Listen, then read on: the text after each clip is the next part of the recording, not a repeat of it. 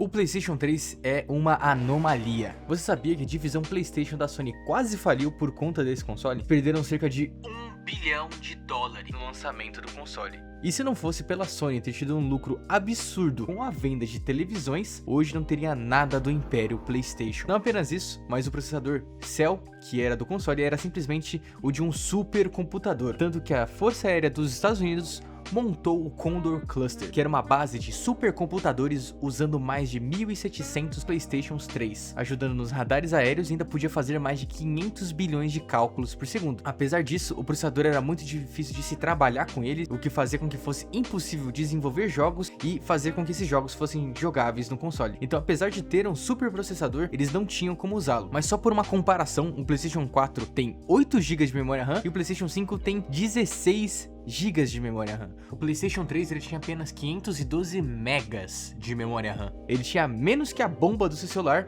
e ele rodava GTA V e The Last of Us, por exemplo.